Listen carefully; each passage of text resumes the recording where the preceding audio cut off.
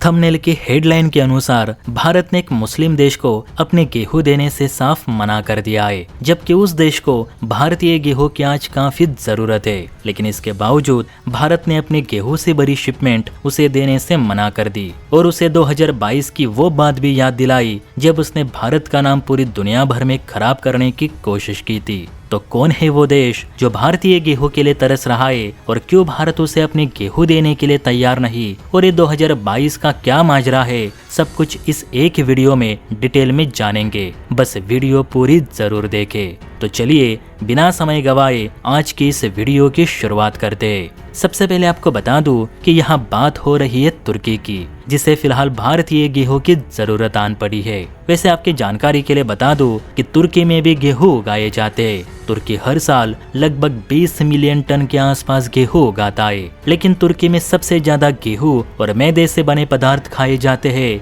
इसलिए हर साल 20 million ton गेहूं उगाने के बाद भी तुर्की को हर साल 60 से 65% गेहूं बाहरी देशों से आयात करने पड़ते हैं। तुर्की हर साल औसतन $3.5 अरब का गेहूं विदेशों से खरीदता है, जिससे कि वो दुनिया का चौथा सबसे बड़ा गेहूं आयातक देश बन चुका है। तुर्की आमतौर पर रूस, यूक्रेन, कजाकिस्तान और मोल्दोवा से गेहूं खरीदता है, लेकिन फिलहाल युद्ध की वजह से रूस और यूक्रेन इन दो देशों से तुर्की को पर्याप्त मात्रा में गेहूं नहीं मिल पा रहे, जिस वजह से तुर्की में जो गेहूं का स्टॉक है वो लगातार कम होता जा रहा है। और यही कारण है कि तुर्की की सरकार ने अब गेहूं की आयात के लिए भारत से संपर्क करना शुरू कर दिया है। वैसे आपकी जानकारी के लिए बता दूं कि भारत दुनिया का दूसरा सबसे बड़ा गेहूं उत्पादक देश है, लेकिन निर्यात के मामले में भारत टॉप देशों की लिस्ट में से बाहर भी है।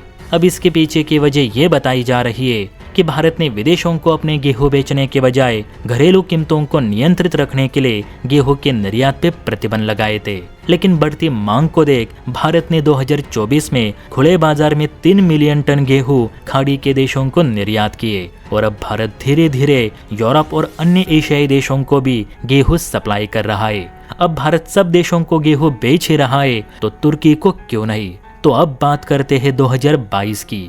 देखिए 2022 में भारत ने तुर्की के कहने पर लगभग 56,000 टन गेहूं की एक बड़ी खेप तुर्की को भेज दी थी, लेकिन तुर्की ने भारत से आने वाली इस गेहूं की खेप को रुबेला वायरस पाए जाने के कारण लौटा दी, और दुनिया में भी ढिंडोरा पीटने लगा कि कोई भी देश भारत से गेहूं आयात ना करे, क्योंकि भारतीय गेहूं एक जानलेवा बीमारी से इन्फेक्टेड है। तुर्की की ओर से गेहूं रिजेक्ट होने के बाद भारत ने तुरंत फोरेंसिक लैब की मदद से अपने गेहूं की जांच करवाई। तब ये पता चला कि रुबेला एक मानव बीमारी है, न कि गेहूं से जुड़ी, और एक मानव बीमारी होने के नाते ये वायरस गेहूं में हो ही नहीं सकता।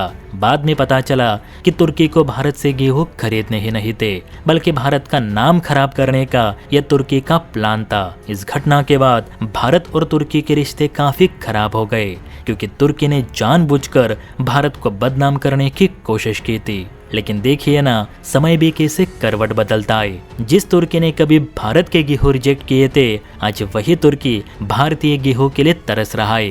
कुछ मीडिया संस्थानों के अनुसार भारत ने तुर्की को गेहूं देने से साफ इनकार कर दिया है। हालांकि इसके पीछे की वजह घरेलू कीमतों को नियंत्रित रखने का हवाला दिया गया है।